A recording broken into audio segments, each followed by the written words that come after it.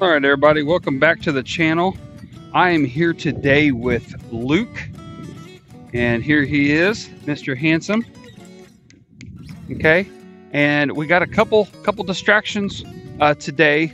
My neighbor has moved his cattle into a different part of the pasture, so they're extremely close to us, and so you're going to hear them in the background.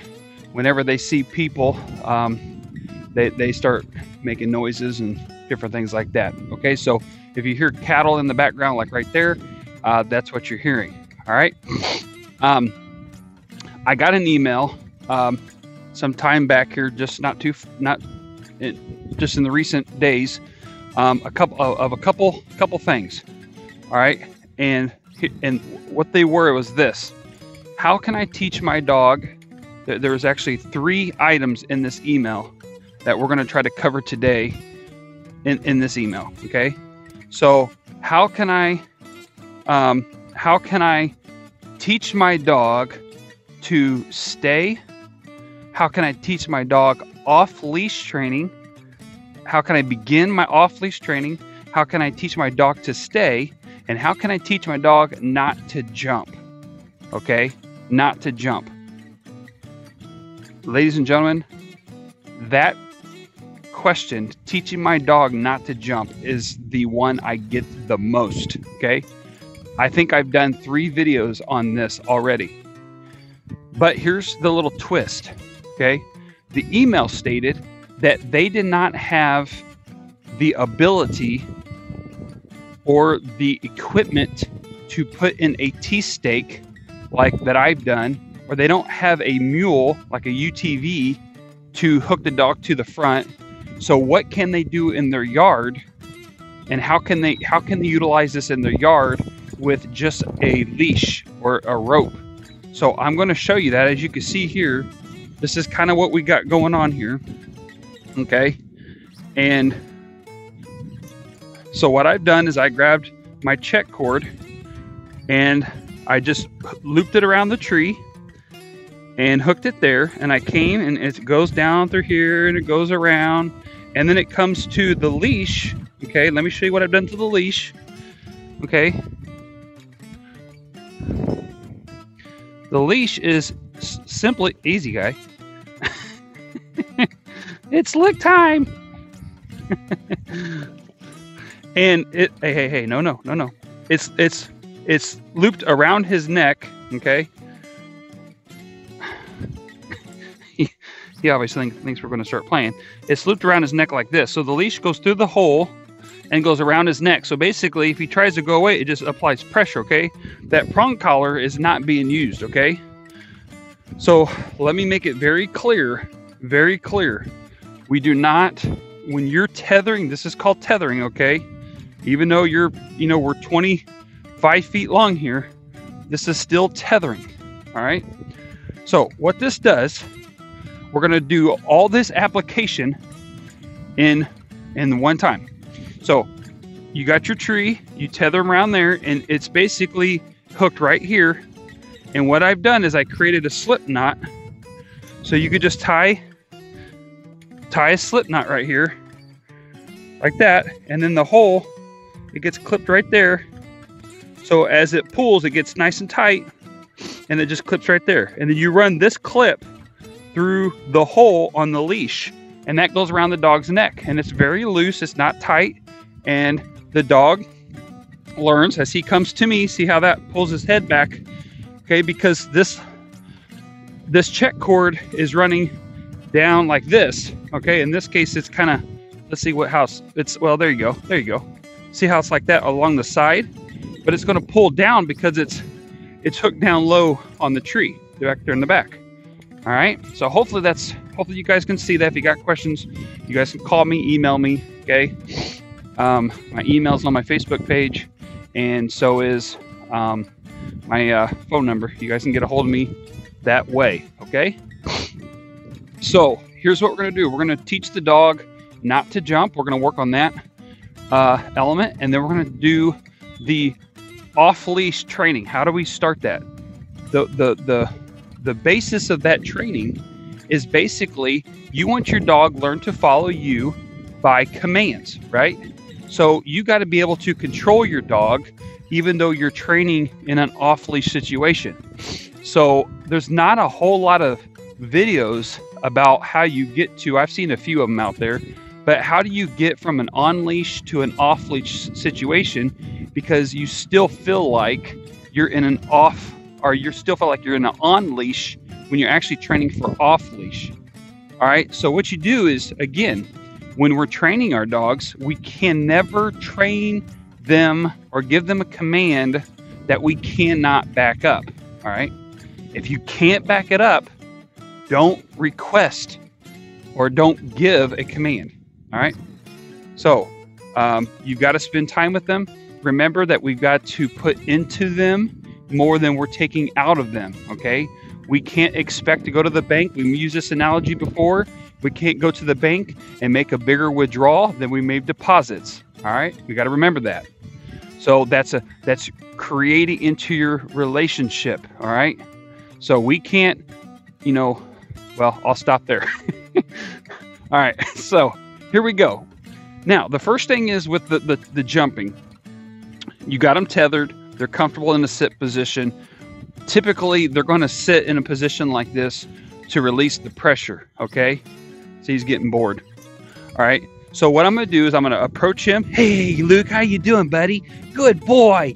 That's a good boy. That's a good boy.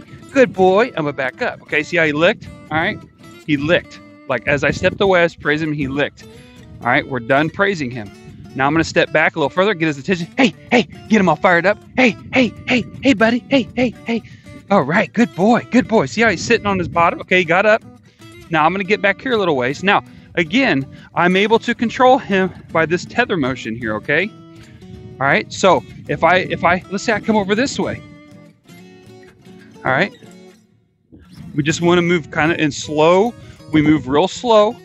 All right, but I want him to follow me. All right. Now, so he's up and moving. I come up to him. Okay, you see that? I hope I caught that on camera. He tried to jump up. I backed up, and as soon as I backed up, immediately, hey, what are you doing? Immediately, he sat down. Okay, because he knew he shouldn't have done that. All right, so here we come. All right, I'm going to back up a little bit more, get him excited. And just a little, he's kind of dirty, ladies and gentlemen, because it's very, I don't know if you could see this. It is super muddy. It's wet. There's some mud all up in there. Of course, we have a hard time growing grass right there. It's just very compacted soil.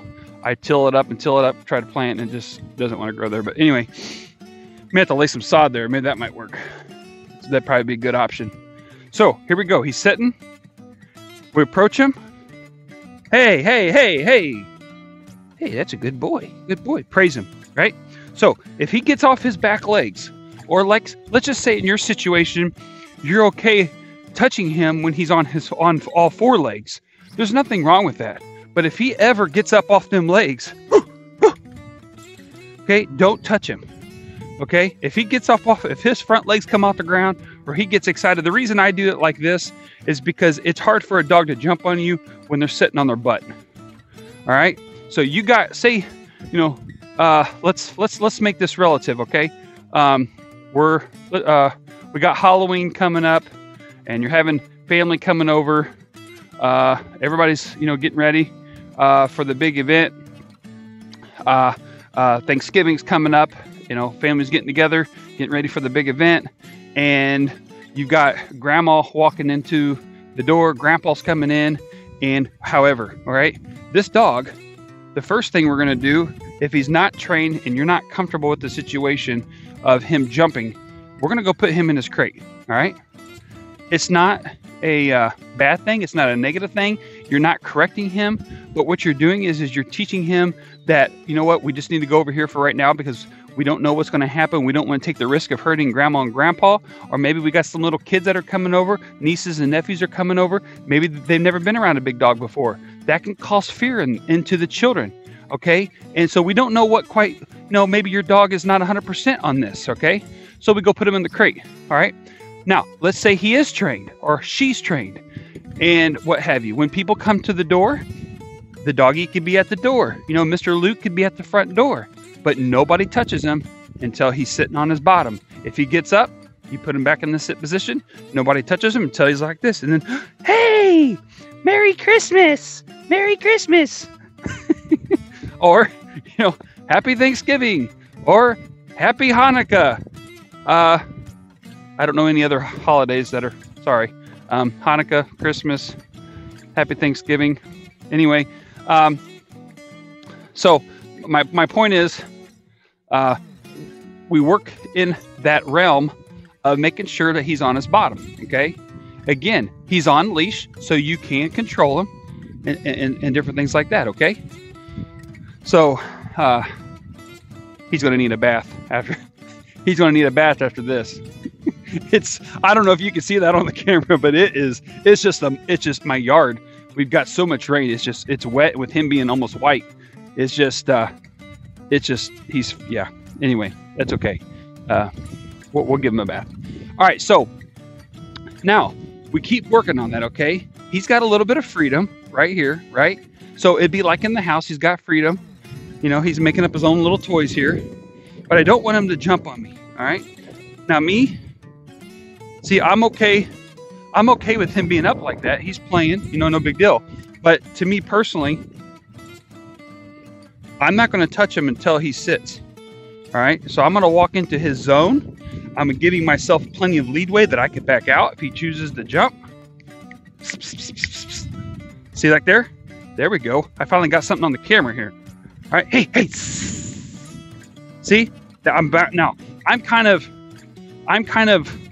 like snapping and getting his attention. Like I'm doing this and raising my hand up so he's following it with his eyes. So it's kind of, I don't want to say provoking him to jump, but actually it is, because for the sake of the video, I want you to see what I'm trying to talk about. When I come up to him like this and he gets up, I want him to stay. Good boy. See how he sat? Good boy. All right. That's what I want. I don't want to have to come up to them. And if he's standing like that, and I can come up, if I'm not good at reading body language, if I'm not a dog person, okay, and I don't know if he's about to jump, well, if he's standing like that, he can jump, all right? So, now, over time, you can come in like this and say, sit. Hang on, let me get the leash out for a minute. There you go, sit. There, you can make him sit, okay? Then, now I didn't tell him to stay so he can get up. All right. So then what you'll do is eventually you'll come up to him. Now, some people, this is a different, two different ways you could do this. You could treat train to initially start the sitting position. So you would have a pouch, your food pouch on you, and your treat training pouch is full of just his food, not treats, but just food. Okay. Because most treats are junk anyway and not healthy for your dog in the first place. Okay. So then you teach him to sit. Hey, don't be chewing on that. Okay. And then sit. See, it's a verbal command, all right? So I didn't even do anything with him. It's a verbal command, but I put my hand. Normally, they're used to me saying sit and going up and over their head, right? So they're going to sit. So if I do the same thing, but no treats, sit, okay? He'll sit. That becomes an off-leash situation, all right? Let's go this way. Let's say we're walking, heel. Look at this. Okay, whoa. I stop, all right? Now, I have said nothing else. He wants to do it. Hold on. Sit. There you go. Sit. Good boy. Good sit. Good boy. Good boy. Yeah. Oh, I love you too. I love you too. All right. So, off leash. All right. So, hey, come. I said, hey, just good boy. I get his attention with the hey. All right. You're wanting to get in the heel position. You're on my left. Yeah. You're telling me get in the right spot. Okay. Heel. There you go. Good boy. Good boy. All right. Now I'm going to show you something. See, he's hooked up to here. Let me back out and let me illustrate to you with my hands what I'm doing. Okay. I'm walking from here across this way. He's tethered here. Okay. So we're walking this way. Here he is. And I'm standing on that side of him. Okay. So I'm on that side. So the dog would be on my left. So if I come around, he ain't gonna let me. But if I would come around, he would be on my left side. Okay, so what does that do? it controls him. All right, so here we go. See, there's the tether. Here's Mr. Luke. Heel. Okay. Woo-hoo. Whoa. Now, what have I done? When I said whoa, I've noticed my distance of how far I could go. Look at here. See this? It comes right up behind me. It grabs my legs right there. I could say whoa and slow him down. Now look here. He's already in a sit position. Okay, let me turn around. I'm gonna go around you and show it what it looks like. See this? All right, now I'm gonna loosen that up because I don't like how tight that is. Come here, buddy. Come here. There you go. I don't like how tight that was. All right, so your body movement, what you're doing is slow, okay? Because keep in mind, this does have some tautness to it. So we don't want him to just jolt and bolt, and then it puts pressure on his neck. We don't want to cause pain or any hardship to him that's not necessary, okay? It's not going to hurt him. That band is 1 inch wide. It's going to apply pressure. He's going to feel that pressure before it ever even gets close to being painful to him. But it's just applying pressure. So again, let's go back to how we started, okay? So this is how this exercise. Hey, come. All right, here we go. Now, I have no tea stake. You find a tree in your yard. Hey, yeah, you can find a TV in your house. Sign on to YouTube.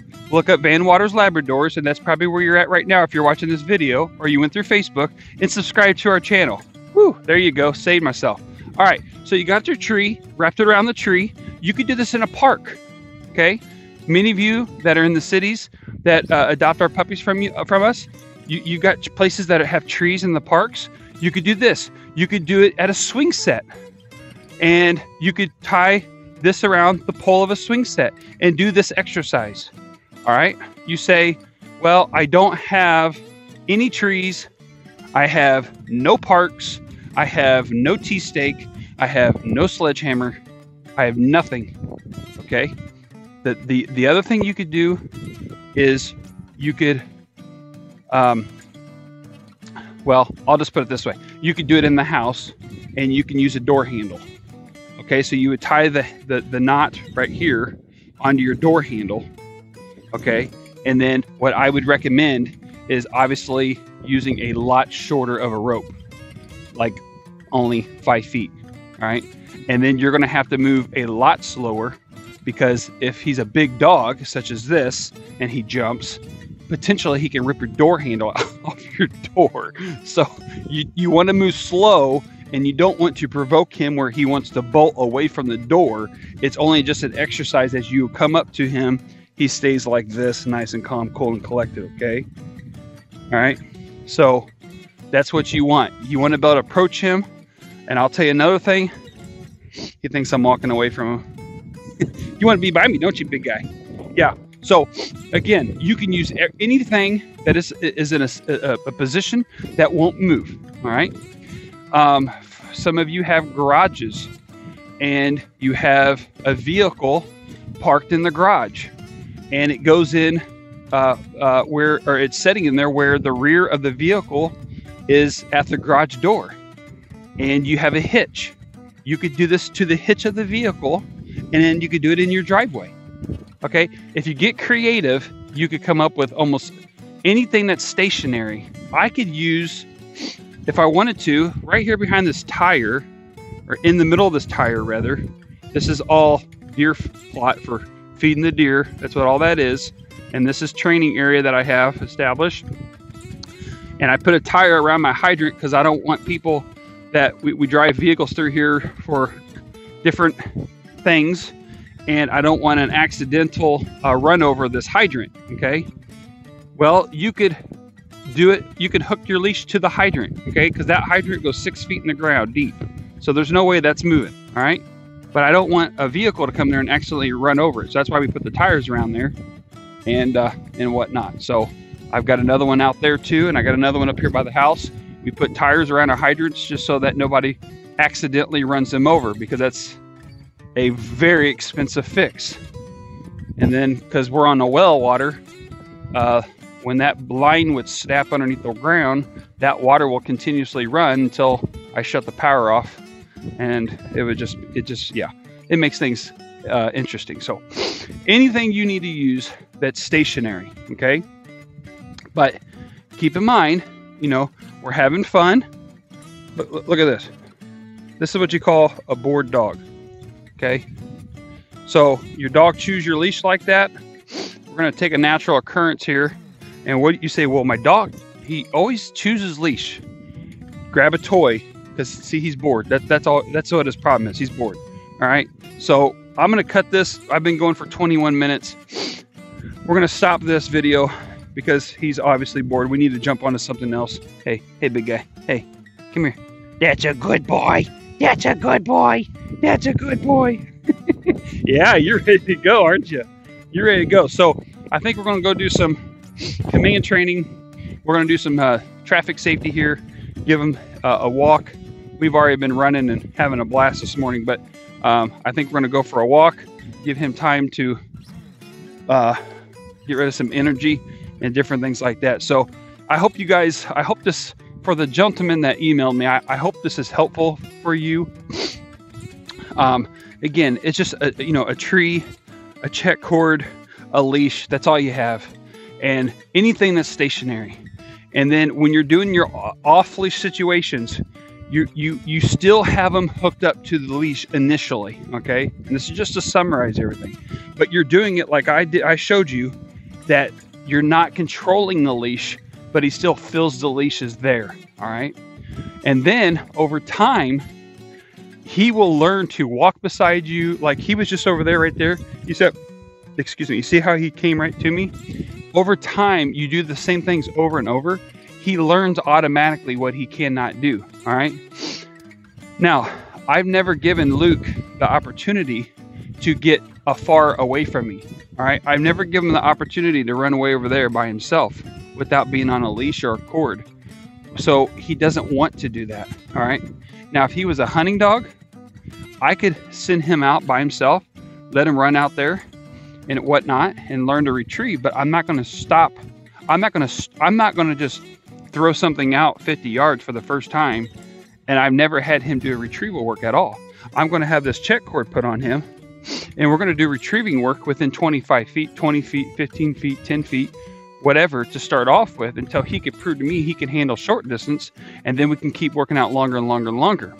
Now, in a hunting situation where you're doing retrieves that are out 50, 60, 70 yards, and you might even get, a runner on your hands, if you're working some grouse or something like that, or even just something that's crippled, and the dog takes off and is running after this dog. Well, then, you're going to have several collars on this dog. You could have a regular leash collar, you can have an e-collar, you can have a GPS collar. So there's different things there, different applications for all that. But in this situation, keeping everything in context with the email, we don't want to let the dog do something without him proving it to us and having control over that, okay? So if we need to go into that into some more depth, please shoot me another email, or for anybody else is concerned, for as that's concerned, you can give me a call, email me, and we could go over that in more depth. So hopefully that's clear on this on this situation, this video that we're covering today, okay? So I'm gonna stop this. Please subscribe to our channel. We really appreciate that. It just helps build this channel and what we're trying to do, okay? So we're gonna stop this video. We'll probably fire up another one here in just a little bit and do some more road safety with him, and some walking, different things like that. And I've got some other content I need to cover, so we might go over that as well. So anyways, we'll see you guys on the next one. Appreciate you.